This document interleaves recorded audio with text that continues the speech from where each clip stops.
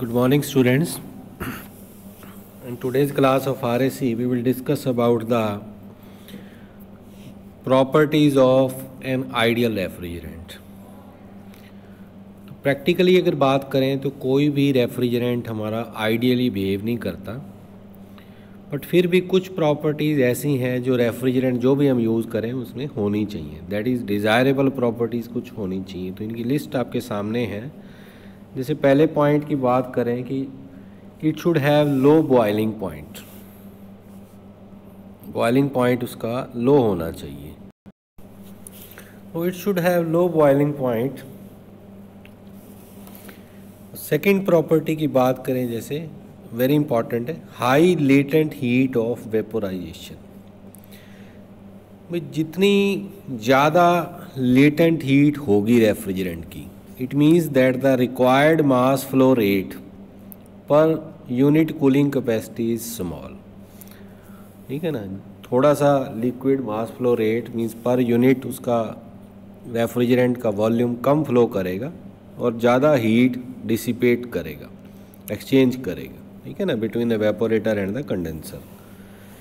Then बात करें easy to liquefy at moderate pressure and temperatures, कि हमारी जैसे वेपर कंप्रेशन रेफ्रिजरेशन साइकिल में हमारा फेज चेंज हो रहा है लेटेंट हीट एब्जॉर्प्शन की वजह से, तो ईजिली लिक्विफाई हो सके at moderate pressure and temperature.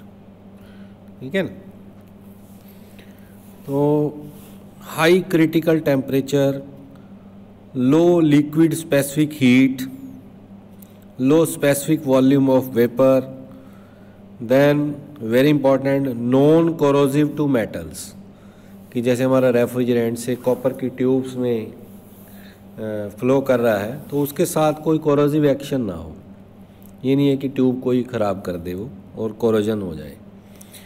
तो for the long life of the condenser tubes as well as the evaporator tubes it should be non corrosive, non toxic. वैसे तो सारे रेफ्रिजरेंट्स आलमोस्ट टॉक्सिक हैं, but जब उनकी concentration किसी की कम हो किसी की ज़्यादा हो तब वो अपना बिहेवियर टॉक्सिसिटी शो करते हैं, but it should be non toxic.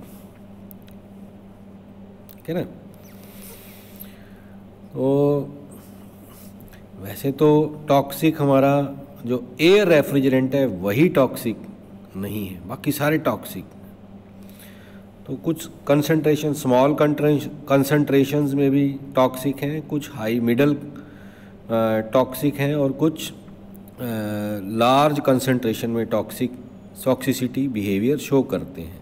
But ये हमारा जो हम सिलेक्शन है, usefulness of a particular refrigerant depends upon the specific application, कि कहाँ पर यूज़ कर रहे हैं उसके हिसाब से हम सिलेक्ट करते हैं। बट आइडियली हम बोलेंगे कि refrigerant should have non toxic, non flammable and non explosive, कि जब हमारा ज्वलनशील नहीं होना चाहिए, और नॉन एक्सप्लोजिव। ठीक है ना, एक्सप्लोजिव भी नहीं होना चाहिए कि प्रेशर और टेम्परेचर जब राइज होते हैं एक्सप्लोजन हो जाए, ऐसा नहीं होना चाहिए। Mix is well with oil, कि इसको हम बोलते हैं मिसेबिलिटी, कि मिसेबिलिटी ऑयल्स में ईजिली मिक्स हो जाए। ठीक है ना, तो उसको हैंडल करना इजी रहता है। जैसे हम वेपर एब्जॉर्प्शन रेफ्रिजरेशन साइकिल में अमोनिया को वाटर में मिक्स करके उसको एज ए रेफ्रिजरेंट यूज़ करते हैं, तो ईज़िली हैंडल हो जाता है। ईजी डिटेक्शन ऑफ लीक्स, ये भी काफ़ी इंपॉर्टेंट पॉइंट्स हैं, कि जब हम हमारा रेफ्रिजरेंट की लीकेज हो जाती है, हमारी कूलिंग इफेक्ट प्रोड्यूस नहीं हो रहा, तो हम लीकेज को चेक कर सकें, ईजिली चेक कर सकें। तो easy detection of leaks, ability to operate on positive pressures. ठीक है, no effect on moisture, low cost and easy availability, cost कम होनी चाहिए, ईजिली अवेलेबल होना चाहिए। Freezing temperature lower than the maintained in the system, ये भी काफ़ी इंपॉर्टेंट पॉइंट है कि उसका फ्रीजिंग पॉइंट जो हमारा सिस्टम में मेंटेन किया हुआ है उससे कम होना चाहिए। ठीक है ना, और high thermal conductivity and low viscosity, कि विस्कोसिटी मीन्स फ्लोएबिलिटी कम होनी चाहिए ताकि ईजिली वो पाइप्स में फ़्लो कर सके, और थर्मल कंडक्टिविटी भी ज़्यादा होनी चाहिए। तो ये कुछ डिज़ायरेबल प्रॉपर्टीज़ हैं रेफ्रिजरेंट की जो होनी चाहिए। कुछ रेफ्रिजरेंट्स में बहुत अच्छी होती हैं, बट हम ये इनके हिसाब से कौन सा रेफ्रिजरेंट कौन सी एप्लीकेशन के लिए यूज़ कर रहे हैं उसके हिसाब से हम सिलेक्ट करते हैं, ठीक है ना। तो एक कॉम्प्रोमाइज़ सा बना के चलते हैं। तो नेक्स्ट टॉपिक की बात करें कि सिलेक्शन ऑफ रेफ्रिजरेंट, हम कैसे सिलेक्ट करते हैं कौन सा रेफ्रिजरेंट कौन सी एप्लीकेशन में, तो थोड़ा सा उस पर डिस्कशन करते हैं। तो कह रहा है ये कोई भी रेफ्रिजरेंट हम किस एप्लीकेशन में यूज़ कर रहे हैं उस पर डिपेंड करता है। क्योंकि number of refrigerants are available in the market, तो कुछ फैक्टर्स हैं जो हमें माइंड में रखने पड़ते हैं कि हम कौन सा रेफ्रिजरेंट किस एप्लीकेशन के लिए यूज़ करेंगे। तो पहला फैक्टर है जैसे working temperature and pressure range क्या है, कि कितना हमें सिस्टम के अंदर टेम्परेचर और प्रेशर मेंटेन करना है, उसकी रेंज क्या है हमारी कंडेंसर और इवेपोरेटर की, और उसकी कैपेसिटी क्या है। तो उसके हिसाब से हम रेफ्रिजरेंट सेलेक्ट करते हैं। देन टॉक्सिसिटी, फ्लेमेबिलिटी एंड कोरोसिवनेस, ठीक है। ये हम ऐसा रेफ्रिजरेंट ना सिलेक्ट कर लें और पर्टिकुलर एप्लीकेशन के लिए कि उसमें आग लग जाए, इतना प्रेशर और टेम्परेचर रेंज सेलेक्ट किया हुआ है, तो उसके हिसाब से हमें एक सेलेक्ट करना पड़ता है। स्पेस लिमिटेशंस, हमारे पास स्पेस कितना अवेलेबल है, ठीक है ना। ऑयल मिक्सिबिलिटी, कि रेफ्रिजरेंट ऑयल के साथ कितना ईजिली मिक्स हो जाता है या नहीं होता है, ठीक है ना।